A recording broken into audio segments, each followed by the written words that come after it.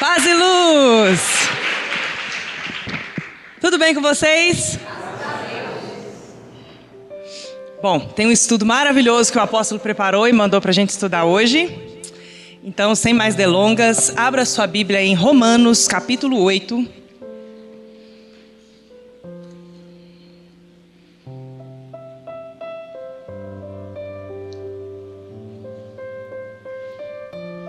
Do 29 e 30. E o reino, ele é uma grande família, a família de Deus. Fala comigo assim, nós somos a família de Deus. E o reino, esta grande família de Deus, ela é composta por várias famílias. E aquele irmão que não tem a família dele com ele, a palavra de Deus diz que Deus, ele é suficiente para nós. Ele supre cada uma das nossas necessidades. Então, dentro do reino não tem diferença entre aquele irmão que tem uma grande família sanguínea daquele irmão que é só. Porque o reino, ele ocupa todos os espaços na vida de uma pessoa. Deus, ele supre cada uma das nossas necessidades por causa de Jesus na nossa vida. Quando Deus olha para nós, ele vê o sangue de Jesus, que nos lava de todo o pecado, que é a nossa redenção e que nos faz santos como santo Cristo é. É a transfusão de sangue que a gente recebe na Santa Ceia. Então, quando a gente lê na palavra de Deus que nós somos santos, não que a gente não peque. É aí que está o grande erro dos religiosos que pregam ao pé da letra. Eu estou gravando Salmos e o Davi, ele está num período da vida dele onde ele tem sido confrontado na fé dele dentro da escola e no TikTok, que ele gosta do TikTok. E como eu conheço a maturidade espiritual do meu filho, que nasceu dentro do reino e é embasado na mensagem do reino, dentro do santuário, dentro de casa, ele é fortalecido nessa mensagem do reino, que é o que nutre o espírito dele, então eu solto. O Davi eu solto, a Manu ainda não. Eu já solto ele para ele assistir as coisas que ele gosta. Que ele trouxe para mim, bem assim, revoltado, algumas questões que ele tem visto que confrontam a verdade da palavra de Deus. E ele diz para mim, mãe, isso aqui que eles falaram é um absurdo. Eles querem deturpar a palavra de Deus. Eles estão dizendo que vão reescrever a Bíblia para poder a Bíblia ser mais moderna, não sei o quê. E isso ofende a Deus, isso é terrível para a minha fé, isso me agride no meu espírito. Então isso, como mãe, me alegra muito, porque eu vejo uma base bem feita de um cristianismo genuíno. E assim não é só com Davi por ser meu filho, assim é com todas as crianças. Eu expliquei isso na oração da madrugada de hoje. Por que ele tem essa força? Porque o alimento que ele recebeu foi dentro da turminha da madrinha, que é a mensagem revelada do reino, na linguagem da faixa etária que ele absorve. Hoje ele já é ele já não é mais uma criança. E a mensagem que ele recebe como já é uma mensagem forte na linguagem que ele compreende, que ele consegue absorver. As leituras que ele faz dos livros do apóstolo, dos meus livros que ele leu, dos livrões da madrinha. Hoje já não é tão interessante mais para ele ler os livrões da madrinha. Ainda assim, eu faço ele ler. Para absorver, peço ele para ler para a irmã, né, na intenção de que me ajuda aqui e tal. Mas aquilo tudo está entrando dentro dele como uma solidez existencial. É quem ele é. Você é isso aqui. Eu estou formando a identidade dentro dele de quem ele é. E eu comecei a gravar o Salmo porque eu comecei com ele um projeto de leitura da Bíblia, começando pelo Salmo. Porque quando fala assim, nós vamos ler a Bíblia, é muita coisa, desanima. Mas nós vamos ler os Salmos, porque Davi foi o único homem chamado homem segundo o coração de Deus, e a Bíblia faz questão de não esconder os erros dele, as fraquezas dele, os defeitos dele. Mas por que ele mesmo sendo pecador, falho, cheio de defeitos, foi escolhido para da linhagem do rei Davi nascer o Salvador, Jesus Cristo, o Messias, que foi chamado filho de Davi? E por que Davi foi o único homem chamado o homem segundo o coração de Deus, mesmo sendo um homem tão pecador, tão falho e cheio de defeitos? Porque a fé dele, o temor que ele tinha a Deus, era inegociável. Era algo que nada substituía, nada era páreo para isso. E cada erro que Davi cometeu, ele cometeu uma única vez. Ele não repetia o mesmo erro. E ele aprendia. Cada passo que ele dava, ele estava crescendo com Deus. Nada ele desejava mais do que Deus. Ele orava, abria a janela e estava ali um monte. Ele orava e desejava habitar no santuário do Senhor todos os dias da sua vida. Então o relacionamento de Davi com Deus era algo assim inegociável, era sagrado demais para a vida de Davi. E a palavra de Deus deixa claro os erros de Davi e deixa claro esse relacionamento de Davi com Deus tão forte, de tanta confiança. Para gerar em nós que pecadores somos, assim como Davi era, a esperança de que no nosso relacionamento com Deus nós encontramos no Cristo a perfeição, a santificação, a esperança de uma vida de glória e não de uma vida miserável, de uma vida lamentável, de uma vida de derrotas, de uma vida de opróbrio, de vergonha. Por isso que nós temos nos Salmos vários salmos messiânicos, que são salmos que mesmo milhares de anos antes de Cristo aponta para o Cristo, aponta para o Salvador, para o Redentor, aponta para o Messias. Por quê?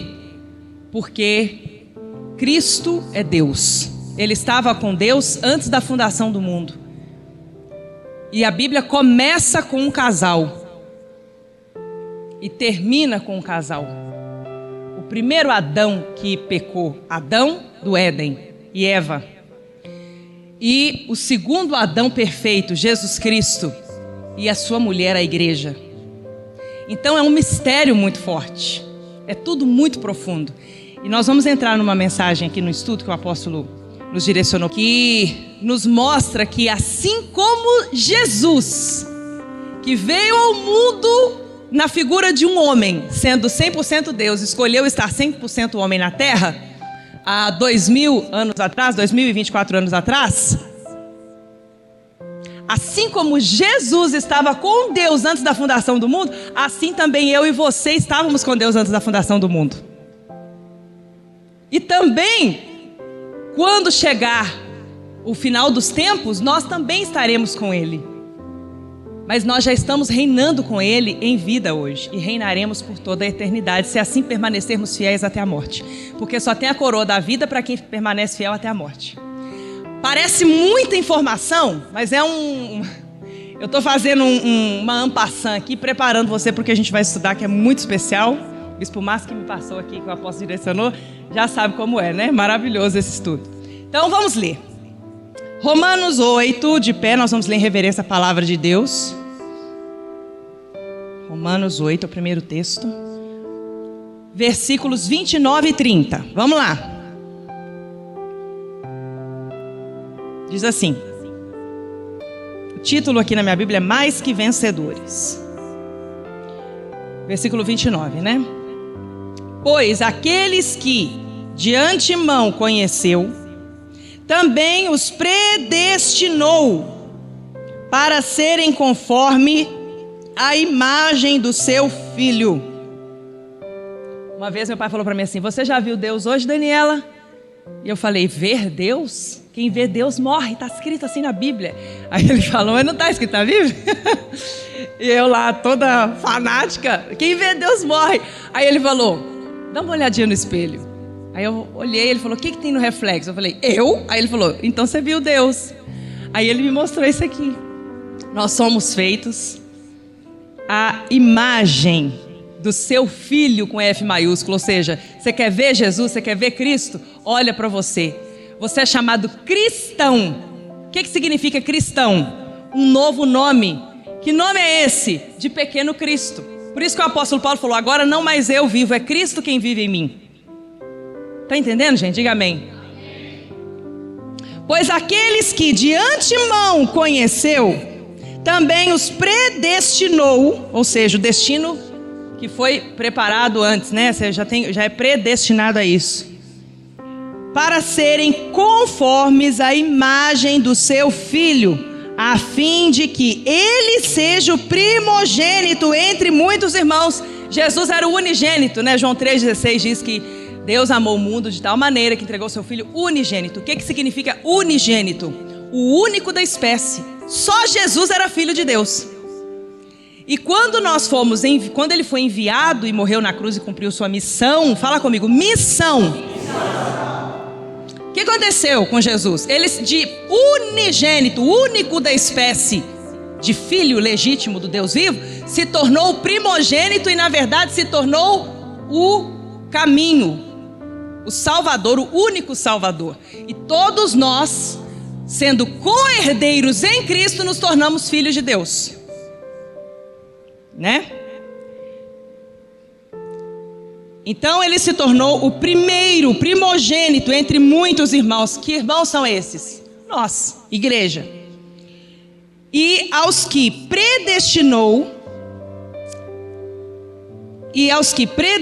também chamou. Aos que chamou também justificou. Aos que justificou também glorificou. Palavra de Deus.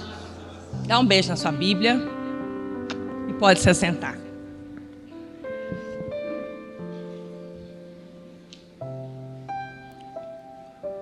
O vacilo das mentes fracas. Eu vou ler para você e eu quero que você preste atenção. Tudo isso aqui são palavras do apóstolo. Para você entender melhor, preciso que você saiba o pensamento central que me norteou a vida inteira até chegar aqui, conquistando vitória após vitória. Vitória após vitória significa que não vai ter luta? Sim ou não? Não. Se vai ter vitória é porque vai ter uma luta antes. O problema dos religiosos é que eles pregam uma vida de facilidades, uma mentira, uma utopia. Não existe. É uma fantasia religiosa que eles criam. E ninguém atinge, o que acontece? Começam a questionar Deus e daqui a pouco desacreditar em Deus. Matam a fé das pessoas. Por quê? Porque para ter vitória tem que ter luta. E aonde que Deus dá a vitória? Na luta, quando você luta pela fé. Luta a luta certa, como eu gosto de dizer, né? A minha sorte foi ter nascido para superar toda e qualquer realidade. Observa aqui, ele primeiro diz que ele conquistou vitória após vitória na vida, o apóstolo. E depois ele diz que a sorte dele foi ter nascido para superar qualquer realidade, ou seja, para vencer a realidade. A única coisa que vence a realidade é a fé. Você já entendeu o que foi decidido sobre o destino de sua vida aqui na Terra antes de você nascer fisicamente? Pare e pense. Cada pessoa tem um destino e uma missão. O destino você pode mudar por causa do livre-arbítrio. Quando você assume a responsabilidade de cumprir com uma missão previamente designada por Deus. Eu sei que várias pessoas já falaram para você a mesma coisa. Você é um escolhido de Deus. Alguém aqui já ouviu isso? Você é um escolhido de Deus. Você já ouviu isso? Eu também, muitas vezes. Por que será que em diferentes épocas e lugares isso aconteceu na sua vida? Até parece que está escrito na sua testa, sou um escolhido de Deus. Por que será que essa informação chegou nas suas mãos se hoje todos nós sabemos que nada acontece por acaso? Tudo de negativo que aconteceu com você por obra do destino foi porque o barco da sua vida não navegou conforme você desejaria que navegasse. Ou seja, estava um barco sem governo, à deriva. A Bíblia chama de um barco à deriva, sem rumo, uma nau sem governo. Nau era uma embarcação antiga à vela, tocada pelo vento. O governo de sua vida depende de você entender a predestinação bíblica, ou seja, compreender biblicamente para que veio a este mundo, principalmente porque Ele predestinou a todos para a salvação. Então é entender por que você está aqui, entender o que Deus quer de você, entender qual que é a predestinação de Deus na sua vida. Mas alguns rejeitam a missão de Deus e acabam se tornando escravos do destino de um barco à deriva no mar da vida. Um barco à deriva, ele vai afundar. Por isso que tem tanta gente com a vida afundando. Por quê? Porque não tomou as rédeas desse barco, não tomou o comando para seguir a vontade de Deus. Mas o que é predestinação? Vamos à resposta bíblica. Porque os que dantes conheceu, também os predestinou. É o que nós lemos, né? Deus te conheceu antes de nascer e te deu uma missão, para serem conformes à imagem de seu Filho, o mensageiro da salvação, a fim de que ele seja o primogênito entre muitos irmãos. Isso prova que, ao assumir a missão de Cristo, nos tornamos da família de Cristo. E aos que predestinou, a estes também chamou. E aos que chamou, a estes também justificou. E aos que justificou, a estes também glorificou. Romanos 8, 29 e 30, foi o que nós lemos aqui de pé. Observe que é um processo que começa a partir de você enxergar a importância da missão que lhe foi designada por Deus antes da fundação do mundo. Antes da criação do Éden, antes da criação do ser humano, antes da criação do mundo, da fundação do mundo. Como tudo que você vai ler neste livro é muito importante, observe no detalhe da palavra o termo antes da fundação do mundo, que você não nasceu fruto do amor do seu pai e da sua mãe. Ou seja, você não é apenas um resultado do fruto da relação sexual do seu pai e da sua mãe. Você não é um resultado do que o seu pai e sua mãe colocou em você. Antes de qualquer coisa que eles te ensinaram na vida, ou quem quer que tenha te ensinado, que você sabe, Deus já colocou em você o DNA dele. Deus já colocou em você a semente da fé que germina quando você rega ela. Deus já predestinou você a um destino de glória, por causa da imagem e semelhança do Filho que está na sua vida. Você nasceu pela vontade de Deus no reino dos céus, quando o mundo ainda não existia. E isso é incrível. Isso significa que eu não tenho a idade que eu tenho, e nem você tem a idade que você tem. Tem um louvor que eu canto com meu pai, o apóstolo, que diz que o Espírito que me usa é milenar. Por quê? Porque é o Espírito Santo de Deus. É um Espírito que estava com Deus antes da fundação do mundo, e eu também estava com Deus antes da fundação do mundo. Eu e você temos a idade que a nossa mente crê que temos. Olha como esse pequeno livro irá mudar a sua cabeça e vai ampliar seus horizontes. Você acaba de descobrir que foi criado por Deus no reino dos céus e veio ao mundo com uma missão: estabelecer na terra o reinado de Deus. Davi fala isso nos Salmos, é incrível. Ele fala assim: Deus, olha o que os meus inimigos estão fazendo comigo e olha para a minha integridade diante do Senhor. Se levante do seu trono, Deus, e venha agir em meu favor, porque eu sei que o Senhor reina sobre o mundo. Davi, ele era atrevido num nível que eu fico olhando assim e pensando: será que eu teria coragem de fazer essa oração? Porque ele é muito atrevido. Ele fala umas coisas com Deus nos Salmos que eu fico chocada. Se eu leio e falo assim: meu Deus, que coragem. É como se ele estivesse dando ordem a Deus, mas ele não dá ordem. Ele fala: Deus, vem conferir meu coração. Eu sou ser humano, eu sou falho, eu sou passivo de erro, e erro mesmo, eu estou cheio de defeito, mas a minha fé, ela é sagrada na minha vida. E eu sei quem é o Senhor, eu sei o poder que o Senhor pode, que o Senhor tem, e eu peço que o Senhor venha se levantar do seu trono agora e agir em meu favor, porque eu sou fiel, eu sacrifico, eu obedeço os profetas, eu sou obediente ao Senhor, então eu sei que eu posso pedir, sei que o Senhor pode realizar, então faça. E é incrível, você vê Deus tirando o inimigo de Davi com a mão assim. É uma coisa impressionante. Então, o que o apóstolo está dizendo aqui? A minha missão na terra, a sua missão na terra, não é de um ser humano comum. Eu não sou uma cidadã apenas da cidade que eu moro, do estado que eu moro, do país que eu moro, do mundo que eu vivo. Eu estou no mundo, mas eu não sou desse mundo, eu sou uma cidadã do céu. Você é um cidadão do céu, você tem uma missão que vai para além da sua existência, do seu trabalho, do que você faz, do que fazem com você. É muito profundo isso aqui. Nós estamos na terra com uma missão. Qual missão? Estabelecer na terra o reinado de Deus. Fala comigo assim: eu tenho uma missão, que é estabelecer na terra o reinado de Deus.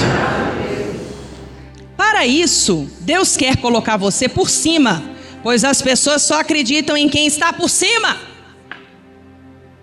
Esse é o crédito. Você tem que estar por cima para as pessoas te ouvirem. Esse é o crédito da sua palavra.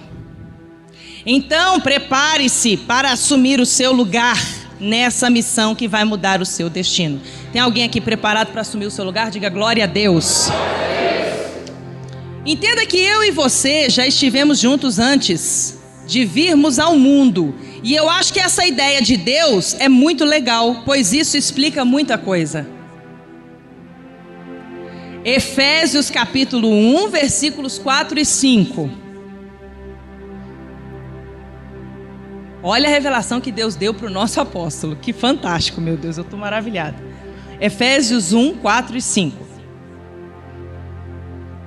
Diz assim: porque Deus nos escolheu nele, antes da criação do mundo, para sermos santos. Fala comigo, sermos santos.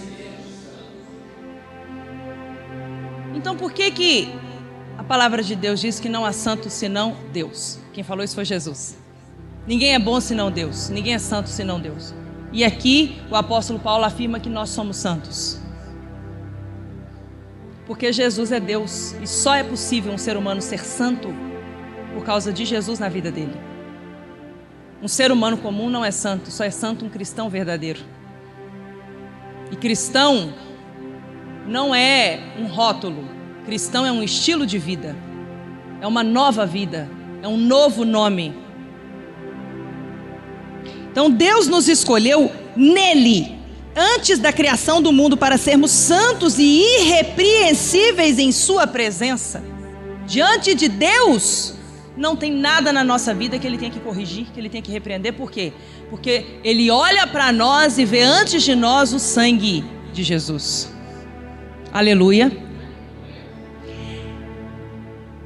5 também.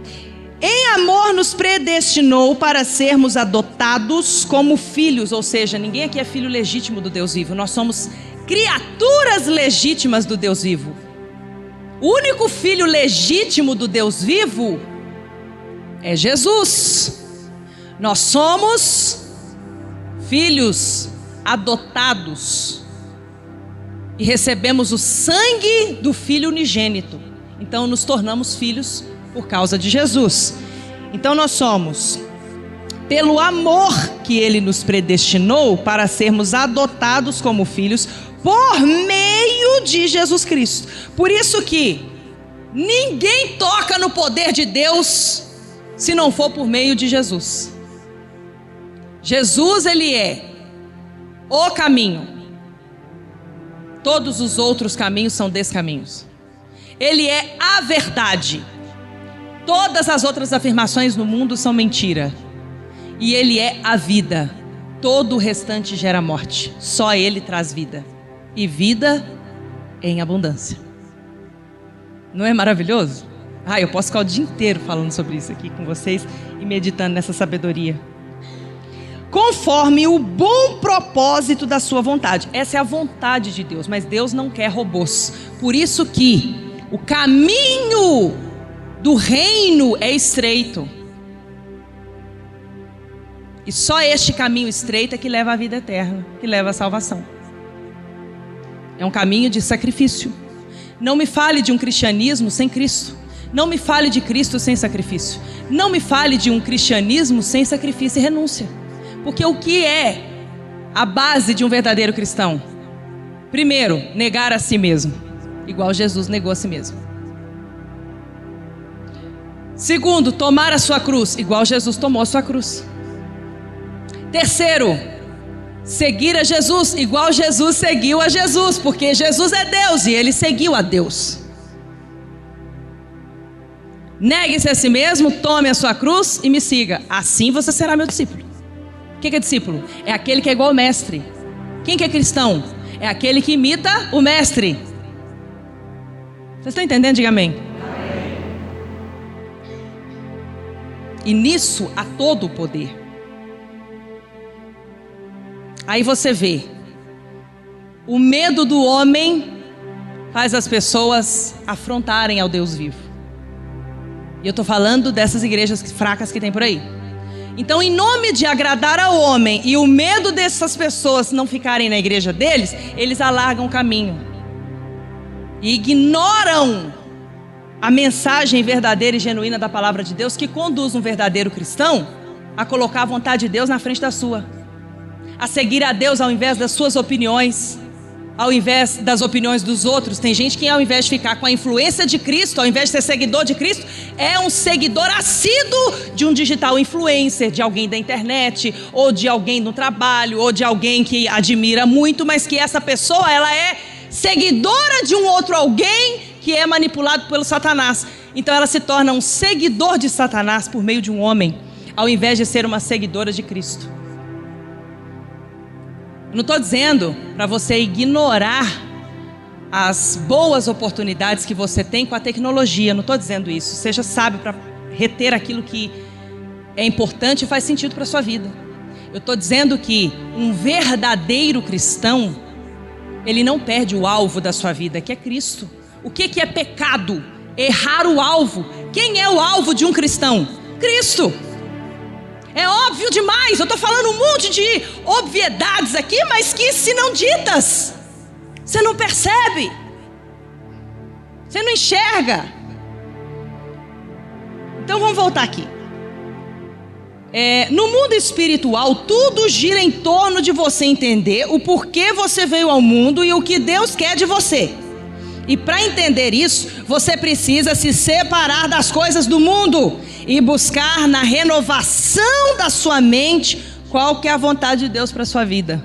Existem duas etapas da conversão de um verdadeiro cristão. Eu tenho dito isso e quero repetir aqui porque é muito importante entendermos isso, para ensinarmos isso para a igreja. Primeira etapa, você se converter a Jesus. Quem crer e for batizado será salvo.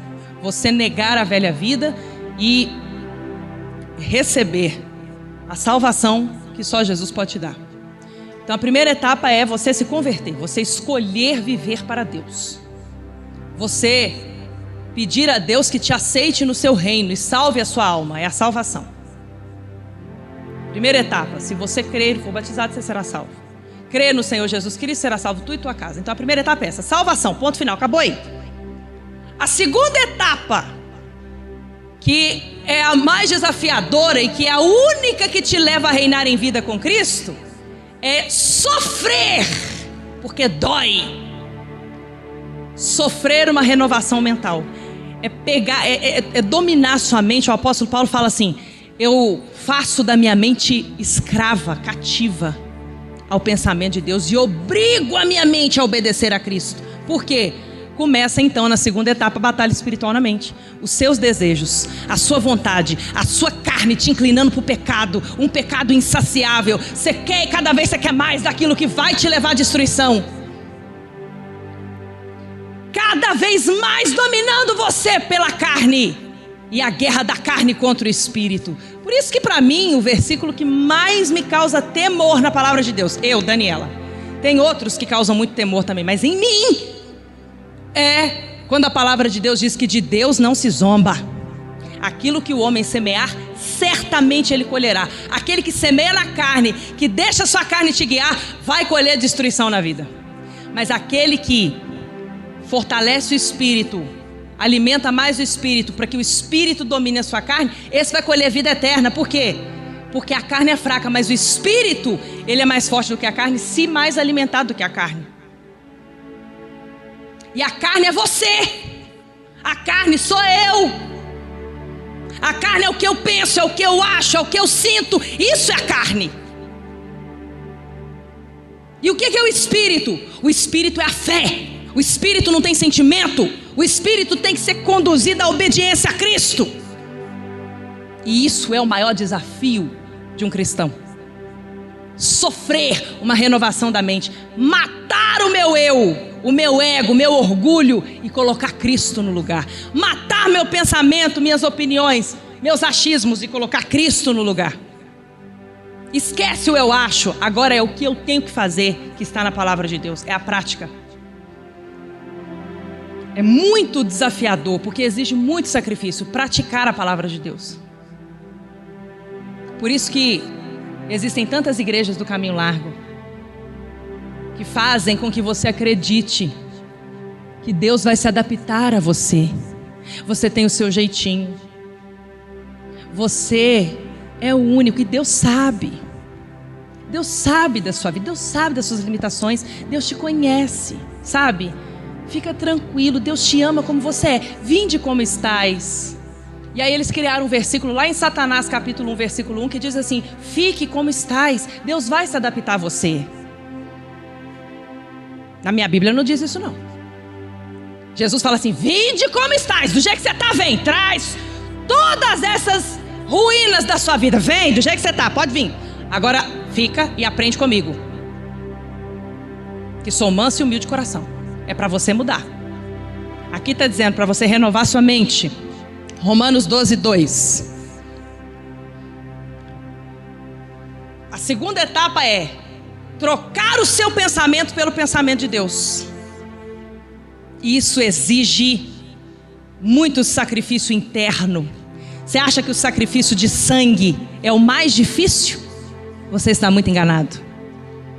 O sacrifício mais desafiador é o de você jogar por terra a sua mentalidade e assumir a mentalidade de Cristo. Só assim você caminha sobre a terra como um cristão. Só assim você reina em vida como um verdadeiro cristão. Por quê? Porque você tem a mente de Cristo. Você sofreu uma renovação mental. Por isso você consegue, só assim, só por esse caminho, não tem outro. Você consegue experimentar na sua carne e na sua vida a vontade de Deus, que é boa, perfeita e agradável. Eu prego isso há anos. E quantas vezes eu já vi pessoas olharem para essa mensagem como algo tão raso, tão assim romântico. Mas isso aqui é o ápice da glória de viver e reinar com Cristo na terra. É raro um ser humano que atinja essa estatura de conseguir sofrer uma renovação mental a tal ponto que experimente na vida, nesse curto período de tempo que nós temos sobre a face da terra, a vontade de Deus, que é boa, perfeita e agradável. É uma vida que vem aquele texto de Jesus que fala assim: por que você anda preocupado com o que há de comer, com o que há de vestir? Se Deus cuida de todas as coisas, Ele quer cuidar de você também. Você é filho de Deus. Só que a pessoa não assume esse lugar. Por quê? Porque ela quer ditar para Deus como Ele vai agir. Ela quer dizer para Deus que Ele não está tão preocupado assim, que Ele não está entendendo a gravidade da vida dela. Ela quer dizer para Deus que ela tem mais competência do que Ele. Ela quer ensinar a Deus como Ele deve ser Deus. Só que ela não deu conta da vida dela. E ela quer ensinar para o Senhor do Universo como Ele deve agir. E aí cai uma grande tolice. Por quê? Porque se você não sofre, só se sofre isso pelo Espírito Santo, uma renovação da mente, você não consegue entender a grandeza de Deus e o que Ele está disposto a fazer na sua vida. Mas o livre-arbítrio é um perigo. O livre-arbítrio é um perigo, porque Deus não quer robôs. Ele não vai te obrigar a vencer na vida. Ele não vai te obrigar a experimentar a vontade dEle para a sua vida. Ele te deu a palavra dEle. Ele te deu o Espírito Santo para você poder escolher. Porque tudo na vida é escolha. Escolhas são semeaduras que você faz e que vão germinar. Você escolhe a vida que você quer viver. Eu quero viver a vontade de Deus para minha vida. Eu quero saber o que Deus quer que eu faça. Está tudo aqui, é só praticar. Pratica para você ver o sacrifício que é, a dor que causa, mas que te leva a uma glória que nada consegue te levar. É o único caminho que te leva à glória de viver. Romanos 12, 2. Não vos conformeis com este mundo. Presta atenção, não é para você se conformar com o mundo. Não é para você aceitar. Aceita que dói menos. Não é para você aceitar. Não é para você se conformar com o mundo. O mundo não é para você. Você é luz do mundo. É para sua luz brilhar no meio das trevas. Você é sal da terra. Essa terra insípida, sem sabor. É para você realçar Cristo em quem você é. Bota gosto na coisa. Gosto ruim, gosto bom. Mas deixa realçar. Faz realçar. Seja você a diferença onde você está. Não se conforme com esse mundo. Não faça parte do meio. Mas transformai-vos pela renovação da vossa mente, para que experimenteis qual seja a boa, agradável e perfeita vontade de Deus. Metanoia não é um estado estático. Atingir metanoia, atingir a transformação da mente, pronto. E aí você fica estático ali. Este é um lugar fixo. Não. Metanoia, ela é constante. Ela é evolutiva, porque a gente tem essa possibilidade de crescer, continuar crescendo, conhecendo a Deus e continuar conhecendo a Deus, porque Deus é impossível ser compreendido na sua totalidade. Mas essa busca insaciável, essa sede insaciável do Deus vivo, te move a crescimentos, te move a níveis mais altos. A transformação da mente de uma pessoa acontece pelo conhecimento espiritual à luz da revelação. Não adianta ler a Bíblia como um livro comum. Sem revelação você não entende os mistérios contidos aqui. Eu já li, quer ver uma coisa que eu estava falando para a Rayane ali agora? Eu já li o livro de Romanos algumas vezes. O livro inteiro de Romanos. A carta, né? Do apóstolo Paulo. E passei despercebido todas as vezes que eu li Romanos, versículos que se referem a Júnia, escrito claramente na palavra de Deus. Júnia, apóstola de Cristo, antes de mim, apóstolo Paulo. Apóstola, está escrito claramente. E eu falei com a Rayane hoje, eu fiquei deslumbrada, porque eu já li tantas vezes e passou despercebido. E é uma coisa que me interessa muito. Ontem eu estava vendo a madrinha falar, né? Sobre as crianças que vão vestir de personagens bíblicos para a festa temática da madrinha. Vai ser maravilhoso. Manu disse que vai vestir de Esther, porque ela conhece a história de Esther. Por quê? Por que ela conhece a história de Esther? Olha como é que o exemplo arrasta. Porque em dezembro do ano passado eu estava morando numa casa onde eu tive dificuldade com o meu estúdio lá. Eu tive problema, não conseguia gravar no estúdio. E o que aconteceu? O lugar de melhor acústica na minha casa era no quarto da Manu, que estava cheio de ursinho na parede. E pano na parede da acústica, né? E eu ia gravar a oração da madrugada. Gravei o mês inteirinho de dezembro, novembro e dezembro, no quarto da Manu. E qual que era a mensagem da época? Esther, a mudança de sorte, a forca. E o fato de eu ir à noite pro quarto dela e gravar, como eu prego, né, na madrugada, aquilo foi entrando para dentro dela, foi calando fundo do coração dela. E para ela, a personagem bíblica que ela mais ama é a rainha Esther. Por quê? Porque a gente gosta daquilo que a gente conhece. E ela se apaixonou. E ela conhece a história de Esther, cada detalhe, ela sabe até os nomes. Então, é fantástico a gente perceber isso. Porque o meio que a gente se insere, a gente é influenciado. A palavra de Deus diz assim em Colossenses, que as más companhias corrompem os bons costumes. Você não vai ter uma mentalidade de Cristo se das 5 pessoas que você mais convive, 3 delas, 4 delas são mentes que se deixam influenciar, são seguidoras de Satanás, de uma ideologia satânica, de uma mentalidade mundana, carnal. O que você mais alimenta é o que mais cresce dentro de você, o espírito ou a carne, e é o que vai te dominar. Tá fazendo sentido, gente? Sim ou não? A revelação da palavra está oculta aos sábios, aos teólogos e aos religiosos que se acham entendedores de Deus. Então, os religiosos que se acham autossuficientes, sabichões, né?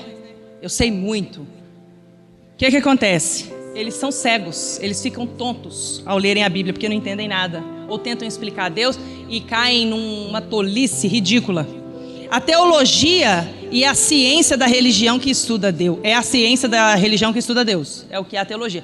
Por isso que muitos teólogos não acreditam em Deus. Por quê? Eles vão buscando estudar Deus, estudar Deus, estudar Deus. Como não encontram respostas, eles começam a se sentir Deus. Não tem explicação. Então, se não tem como comprovar, aí é onde há a manipulação das trevas, né? Muitos professores de teologia, de faculdade, essas coisas assim, têm esse ceticismo. E incute isso na palavra. Incute isso na forma deles ensinarem. O apóstolo afirma aqui: eu sou teólogo, mas acho vergonhoso para um ser humano se declarar estudante de Deus. Penso assim porque Deus está muito acima do homem. Quem é o homem para estudar Deus? Quem é o homem para estudar Deus? É impossível. É imensurável a pessoa de Deus. Não tem como medir, estudar, não tem como. Você tem que prosseguir no conhecimento de Deus que vem pelo Espírito Santo, pela revelação. E não pela investigação. Deixa eu saber se Deus é, não é. Horrível. Falta de temor. É a perda do sagrado, né? Deturpa o sagrado da família de Deus, das famílias humanas que para Deus são sagradas. E aí corrompe toda a sociedade e vira uma massa manipulável facilmente. Deus se revela ao homem da forma que Ele quer, na hora que Ele quer e a quem Ele quer. Mateus 11, 25. Diz assim: naquele tempo, respondeu Jesus, disse: graças te dou, ó Pai, Senhor dos céus e da terra, que ocultaste estas coisas aos sábios e entendidos e as revelastes aos pequeninos. Os pequeninos são quem? Os humildes de coração, os que têm prontidão de obediência. Por que você obedece a alguém? Porque esse alguém você confia que sabe mais do que você. O rebelde, o desobediente está com síndrome de Deus. Ele sabe mais do que o profeta. Ele sabe mais do que Deus. Ele sabe mais do que a Bíblia. Aí começa, ó Satanás, ó. A Bíblia foi escrita por homens. Mentira. Toda ela foi inspirada no Espírito Santo. Por isso que de Gênesis a Apocalipse, em milênios, ela em nada se contradiz.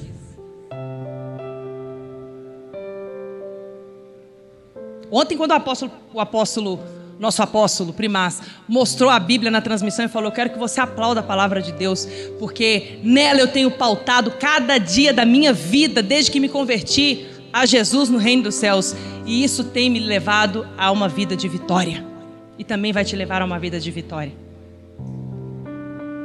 Aquilo ali foi maravilhoso. Por quê? Porque o óbvio sendo dito, a gente lê a Bíblia, toda a celebração, a gente ensina na prática, fala de várias maneiras, o sacrifício que gera milagre, a fidelidade a Deus. O que é fidelidade? Que o povo não entende a palavra fidelidade. É ser fiel, é ser obediente à palavra de Deus, é não buscar jeitinhos de obedecer de uma forma mais fácil. Não!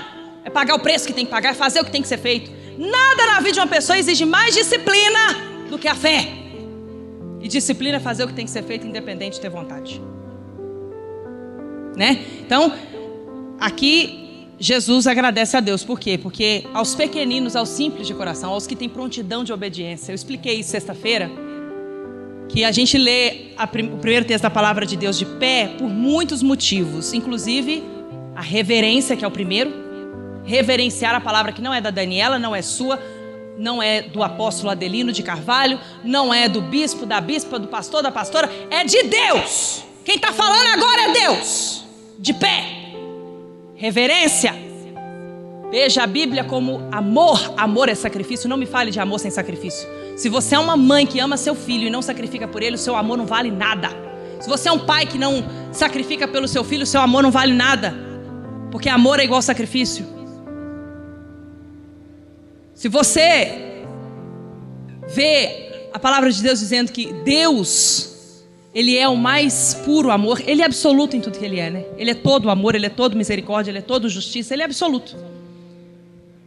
E quando você vê dizendo que Deus, Ele é amor, e você vê lá que Deus amou o mundo de tal maneira que sacrificou o seu único filho, você vê o amor claramente como sacrifício. O amor não é essa pieguice que o mundo prega, essa paixão exacerbada que cega e que faz a pessoa não raciocinar, virar um zumbi.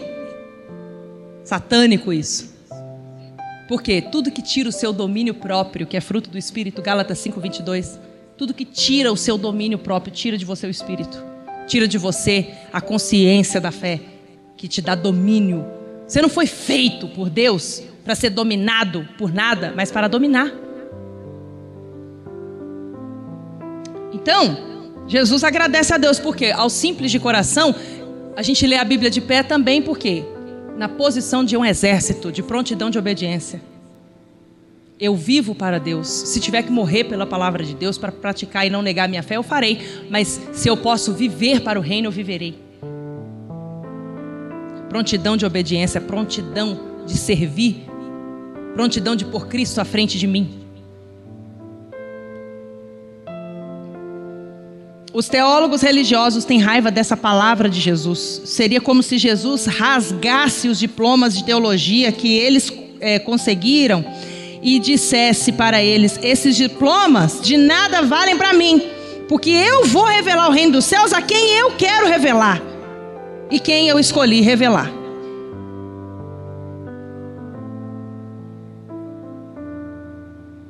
Tem um texto na palavra de Deus que o apóstolo Paulo fala assim: quem é o homem, quem é o ser humano que orientou a mente de Deus?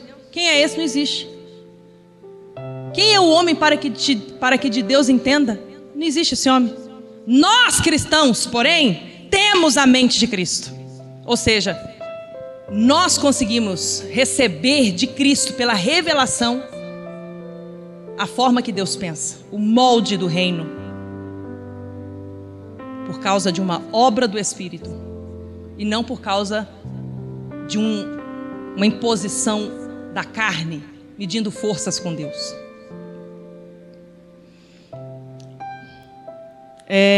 João 15:16.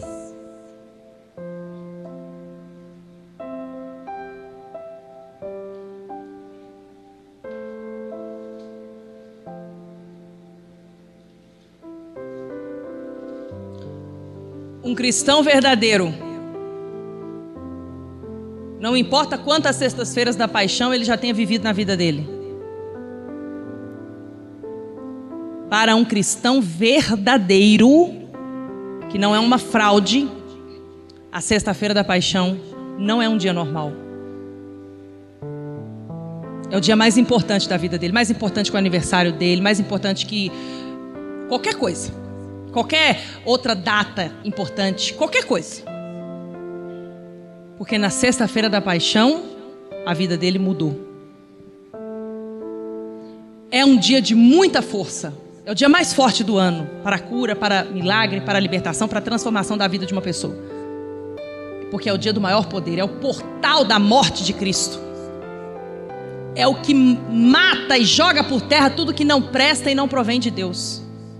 E a gente alcança na redenção da cruz. Mas é um dia também que traz a vida de Cristo em nós. É o dia mais forte do ano para um cristão. Então, tem aqueles que vão para a sexta-feira da paixão para buscar um milagre, porque sabem que não dão conta de fazer sozinhos. Não dão conta de receber uma ajuda que vai solucionar o seu problema da parte de homens, da parte humana. Por isso vão recorrer a Deus, porque é só Deus na causa dessas pessoas. Mas tem aqueles que já são um milagre de Jesus, já receberam o milagre de Jesus, e como cristãos vão adorar a Ele no monte. Vão manter o que pela fé um dia conquistaram. A gente fala: o que é conquistado pela fé é mantido pela fé. Então, entender como um cristão deve comportar-se num mundo que jaz do maligno é entender que o reino dos céus jaz dentro de nós. E a nossa mente, ela é pautada na prática da palavra de Deus. Ela pensa como Cristo pensa, por causa do Espírito que revela os mistérios do reino dos céus na nossa vida. É a luz, né? A luz, quando a gente saúda com paz e luz, a gente está dizendo luz, revelação. Luz é revelação, revela na sua mente.